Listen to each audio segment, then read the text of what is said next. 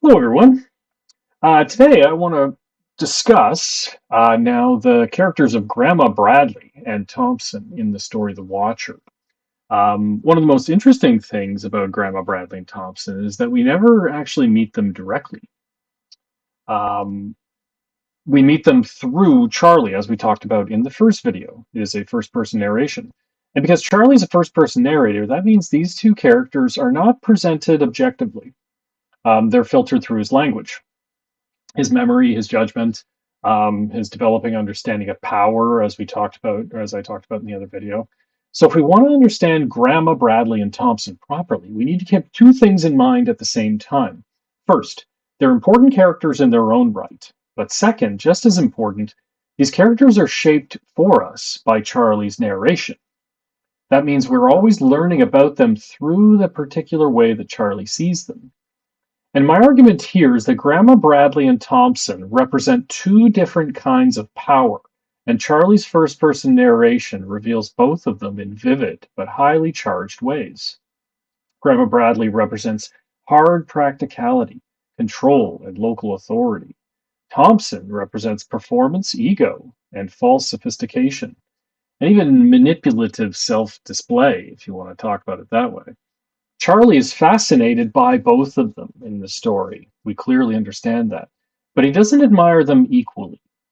And by the end of the story, his narration makes it clear that he's learned more from Grandma's world than from Thompson's. So let's begin with Grandma Bradley. Charlie's narration presents her as a figure of sheer force. From the moment he arrives at the farm when his father drops him off, she dominates the space around her. She's physically imposing, verbally direct, practical, unsentimental, and entirely unwilling to soften herself for anyone else. Charlie is clearly intimidated by her at first, and the narration makes that intimidation immediate. She does not welcome him with warmth or sentimentality or comforting language. Not at all. Instead, she sets rules, defines the terms of life in her house, and makes it plain that she expects obedience. Through Charlie's first person voice, we experience that force directly. She is not introduced as an abstract family elder. She arrives as a presence that can dominate a room, a household, and even the emotional climate of the farm. What's especially important is that Charlie's narration does not reduce Grandma to a simple villain. He does not like being under her authority, but he also sees her competence. In a story full of weakness, instability, and self deception, Grandma Bradley is one of the few people who seems completely solid. She knows how power works. She does not decorate reality. She does not indulge illusion. She does not pretend that people are better than they are. And Charlie, even when he resists her, seems to respect that solidity. This is one of the places where first person narration is especially useful. If the story were told from a distant third person, Grandma might seem simply harsh. But because Charlie is telling the story, we feel the mixture of fear, resentment, and fascination, and grudging admiration that she produces in him. The study guide that I produced even suggests that by the end of the story, Charlie aligns himself more closely with Grandma than with Thompson. You can see that in the materials for this week. And I think that's exactly right. He may not love her, but he learns from her. Another important thing Charlie's narration reveals is that Grandma belongs to a world of plain speaking and practical action.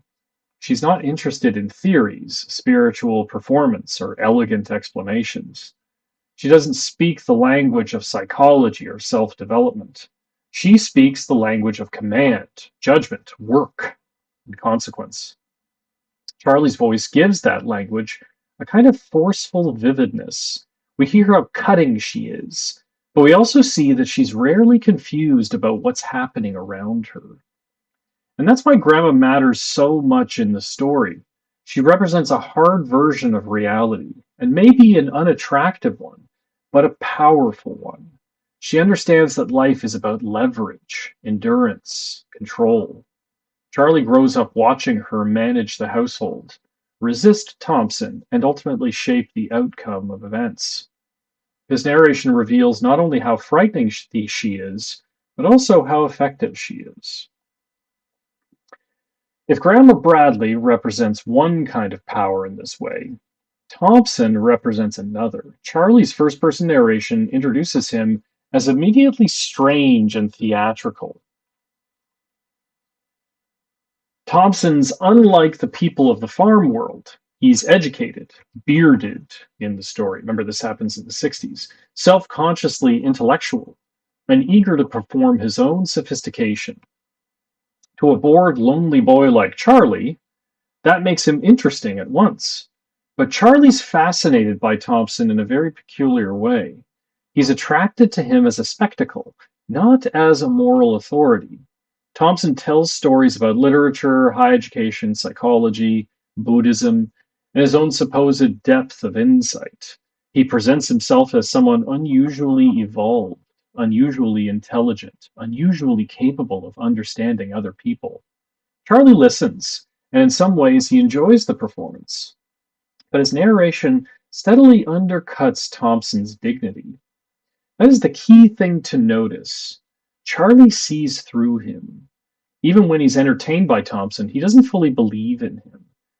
And the study guide I produced, guys, makes this clear if you read it. Charlie's impressed by the performance of intelligence and sophistication, but at the same time, he notices Thompson's ego, his need for attention, and his lack of self knowledge. Remember, Charlie is a bright kid. First person narration lets us experience both reactions at once, attraction and contempt. And as the story goes on, Thompson is stripped of more and more completely of his authority. Charlie's narration exposes his vanity, his manipulativeness, this is Thompson, of course, and his inability to understand the world he's entered. He tries to control Grandma through language, through psychological jargon, cool condescension, and claims to superior insight. Remember, Grandma does not speak this language necessarily. But none of that works on her, as I said. In fact, one of the story's ongoing patterns is that Thompson mistakes performance for power. He believes that if he can explain things well enough, posture calmly enough, or sound wiser than everyone else, he can dominate a situation. Charlie's narration shows that this is an illusion on the farm. And this is where Charlie's tone matters. He often presents Thompson in a way that makes him look kind of ridiculous, too theatrical, too self satisfied, too eager to seem exceptional. Because we see Thompson through Charlie's eyes, he's continuously punctured. The more Thompson talks about his spiritual depth or his intellectual distinction, the more Charlie notices the gap between image and reality, and that gap becomes central to how we know him. And this is why Thompson is such a good example of how first-person narration shapes characters. We don't simply learn what Thompson says and does, we learn those things land in Charlie's mind.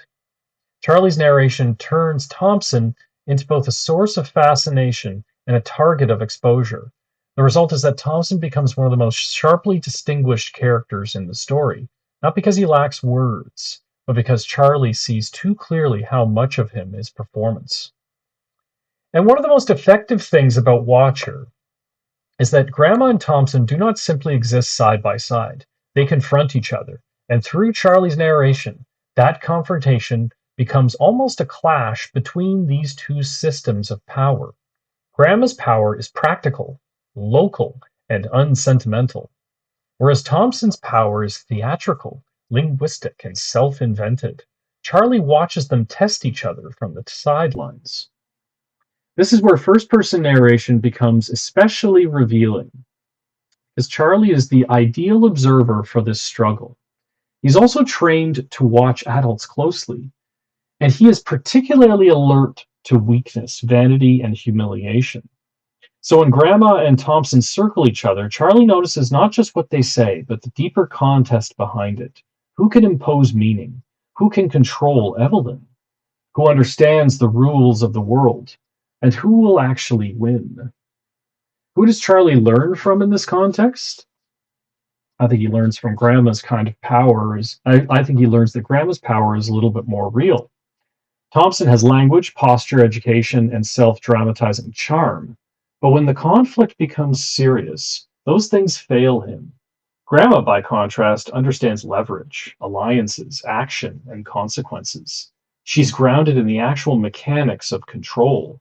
Charlie's narration gradually makes this unmistakable.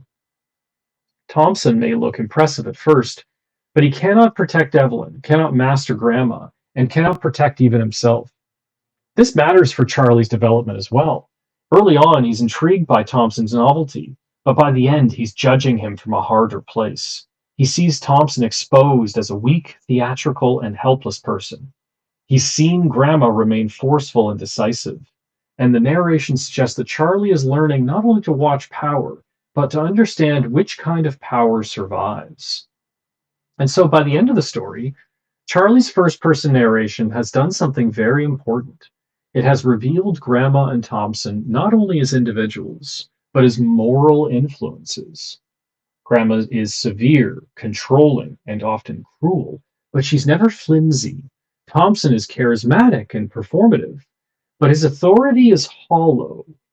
Charlie ends up responding more deeply to Grandma's world than to Thompson's. That does not mean that Grandma is morally admirable in a simple sense. It means Charlie recognizes where the power lies. And that final recognition is crucial because it shapes Charlie's own decision making. Charlie's silence at the end marks his transition from observer to participant. When he refuses to help Thompson after the beating episode, he's not making that choice in a vacuum. He's already watched the contest between Grandma and Thompson unfold. He's already concluded that Thompson is weak and cannot protect him. He's already absorbed Grandma's hard understanding of the world. So in the end, first-person narration reveals Grandma Bradley as the story's most powerful embodiment of practical authority, and Thompson is the hollow performance of authority. But it also shows something more unsettling. Charlie has been learning from both of them. From Grandma, he learns hardness, strategy, and silence. From Thompson, he learns the spectacle of weakness, vanity, and failed self-invention. His narration turns both adults into lessons in power, and he does not emerge untouched by either of them. So if I were to boil this down into one claim, I'd say this. In The Watcher, Charlie's first-person narration reveals Grandma Bradley and Thompson as rival models of authority. Grandma represents this hard, practical control, while Thompson represents theatrical, self-dramatizing performance. Through Charlie's first-person narration, Grandma and Thompson become more than just characters in this sense. They become rival lessons in how power works. And Charlie's final choice aligns himself with her world rather than his. And this is what makes these characters so effective. They're not just two memorable adults in a story about childhood. They are two competing forms of adult power. And Charlie's narration lets us see not only what they are, but what he learns from watching them. Thank you, everyone. I'll see you in the discussion boards.